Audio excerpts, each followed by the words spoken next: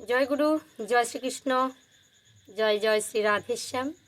আমার কাছের দূরের আত্মীয় স্বজন, ভাই বন্ধু, ভক্ত শ্রোতা সবাইকে সশ্রদ্ধ প্রণাম জানিয়ে শুরু করছি আজকের ভিডিও।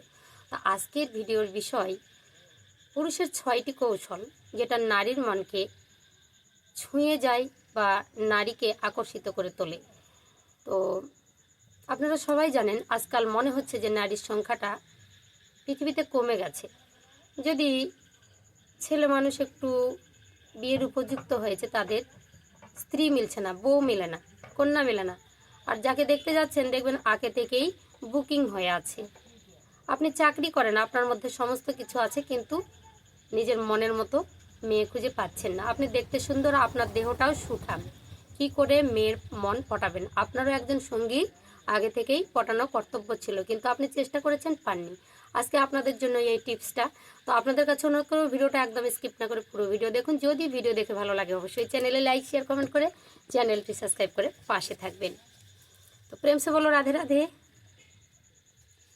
যে প্রথম কৌশল, কিছু কৌশলের কথা বলবো, 6টি কৌশলের কথা আজকে আমি বলবো মনোবিজ্ঞান থেকে। তো প্রথম কৌশল হচ্ছে রহস্যময় ব্যক্তি তৈরি করা। নিজেকে রহস্যময় ব্যক্তি তৈরি করা।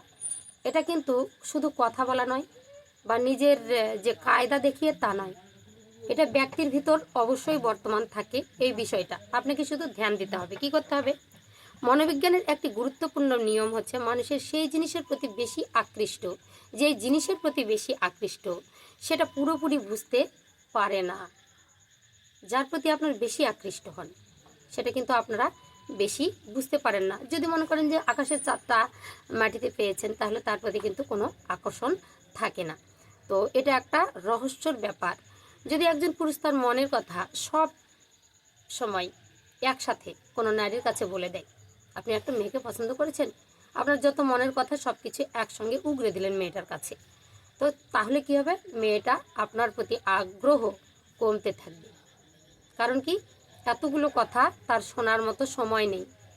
আপনাকে কি করতে হবে? তার কথা শুনতে হবে, তাকে সময় দিতে হবে। আপনার কথা শোনার জন্য কেউ বসে নেই, তাই তো? তো কারণ মানুষের মস্তিষ্ক রহস্য ও অজানা তথ্য খোঁজে। আপনার ভিতরে যা কিছু আছে সব কিছু শোনার জন্য নয়, অজানা কিছু তথ্য খুঁজে আর খুঁজতে বা সন্ধান করতে ভালোবাসে। এই কারণের অনেক সময় দেখা যায় যে পুরুষ একটু শান্ত বা নিজের কৌতূহল বেশি দেখায় না, বা তার প্রতি মানুষ কিন্তু বেশি আকর্ষিত হয়।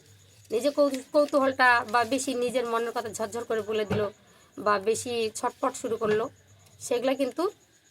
সেগুলো পুরুষকে মানুষ ভালোবাসে না। একটু নিজেকে একটু শান্ত শিষ্ট বা কৌতূহলী নয় বা একটু গভীর পয়েন্টের, সেই সব পুরুষগুলো কিন্তু সবসময় একটা মেয়ের মনকে কাটতে পারে। দ্বিতীয় কি, যখন একজন নারী বুঝতে পারে যে তার প্রতি যে একটা গভীর বিশ্বাস বা গম্ভীর্যটা অনেক বেশি, ওই গভীরতাই তার কিন্তু কৌতূহলের কারণ হয়ে ওঠে এবং ওই কৌতূহলই প্রথম ভালোবাসার ধাপ হয়ে ওঠে। যখন মেয়েটা বুঝবে যে আমার প্রতি তার একটা গভীর একটা প্রেম বা ভালোবাসা আছে, ঠিক, তো সেই গভীরতাই কিন্তু ভালোবাসার প্রথম পদক্ষেপ হয়। এবার দ্বিতীয় কৌশল কি? নিজের জীবনের লক্ষ্য পরিষ্কার রাখা।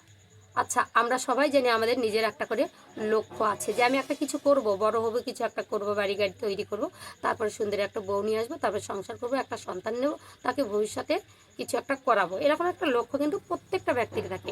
তো মনোবিজ্ঞান বলে এটির উপর নারীরা সেই পুরুষের প্রতি বেশি আকর্ষিত হয় যাদের জীবনে স্পষ্ট একটা লক্ষ্য বা দিক নির্দেশন আছে, যে আমি কিছু করব, এরকম পুরুষ পছন্দ করে বেশি। কারণ অর্থহীন মানুষ সাধারণত কি হীন মস্তিষ্কের হয়, একটু দুর্বল হয়ে পড়ে, তাই না?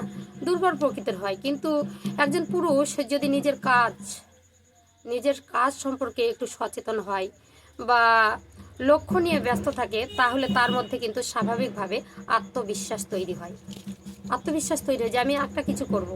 তো এটা এমন একটি গুণ, এটা কিন্তু অভিনয় দিয়ে কখনো হয় না। এটি একটি সাহস মনে করুন, সত্য মনে করুন। যখন নারী দেখে তার শখের পুরুষ, তার মধ্যে আত্মবিশ্বাস রয়েছে, সে একটা কিছু করবে, তার একটা সাহস আছে, সে তখন কি করে? ইতিবাচক ভাবনা শুরু করে দেয় তার প্রতি। এটি প্রেমের দ্বিতীয় ধাপ।